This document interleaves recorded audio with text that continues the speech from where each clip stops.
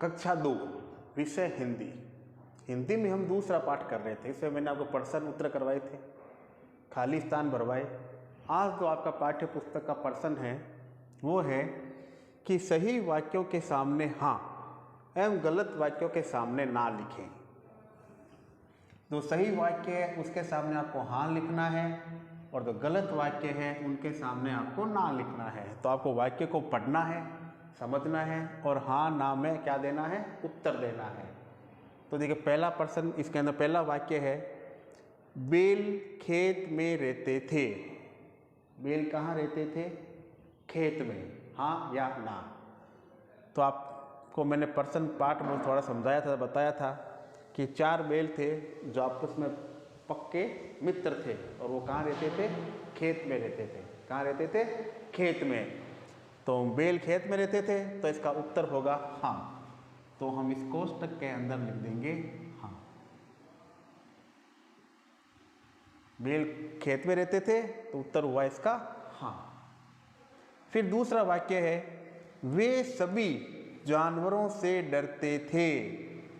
वे सभी जानवरों से डरते थे। वे किसके बारे में कह रहे हैं? बैलों के बारे में कह रहा है। तो चारों बैल जो थे वो ताकतवर थे और पक्के मित्र थे और हमेशा एक साथ रहते थे। तो दूसरे जानवर उन पर हमला करने से डरते थे। तो लेकिन ये वाक्य कह रहा है कि वे सभी जानवरों से डरते थे, नहीं, सभी जानवर उन सभी बैलों से डरते थे। इसका मतलब ये वाक्य जो है वो क्या है? गलत है। क्या है? गलत। तो हम इसके बॉक्स में लिख देंगे ना। क्या लिख देंगे? ना लिख देंगे।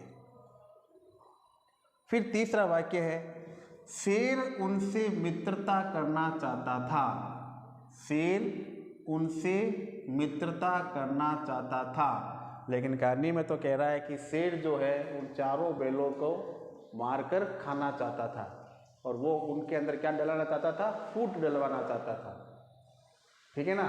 लेकिन वाक्य कहता है कि शेर उनसे मित्रता करना चाहता था। जो वाक्य ये क्या है? गलत है। क्या है? गलत है। वो मित्रता करना नहीं चाहता था उनसे। तो ये वाक्य के पीछे पोस्ट में हम लिख देंगे ना। चौथा वाक्य बैलों को अलग करके शेर बहुत खुश था। जब चारों बैल साथ रहते थे तो उनकी ताकत क्या थी? बढ़ जाती थी। यानी चारों की ताकत मिलकर एकता की शक्ति, जैसे पाठ का नाम था, वो हो जाती थी। तो शेर उन पर हमला नहीं कर पाता था। तो शेर ने तरकीब सोची कि इनको फूट डालकर चारों को क्या कर दिया जाए? अलग अलग कर दिया जाए। तो शेर ने उन सबको क्या कर दिया? अलग करके शेर बहुत खुश हुआ। तो हाँ, शेर ने उन चारों को क्या कर दिया? अलग अलग कर दिया। तो इसका वाक्य हो जाएगा हाँ। इसका उत्तर क्या हो जाएगा? हाँ। बैलों को अलग करके शेर बहुत खुश था, तो हाँ। और अंतिम में हमें अपनी शक्ति नष्ट नहीं करनी चाहिए, हाँ या ना। अगर हम अपनी शक्ति को नष्ट कर देंगे तो हम क्या हो जाएंगे? कमज़ोर हो जाएंगे। तो हमें अपनी शक्ति को नष्ट नहीं करनी चाहिए। तो यहाँ वाक्य हो जाएगा हाँ। तो इस प्रकार से आपको वाक्यों को पढ़कर उनको समझकर उनमें हाँ या ना में क्या देना है? उत्तर देना है।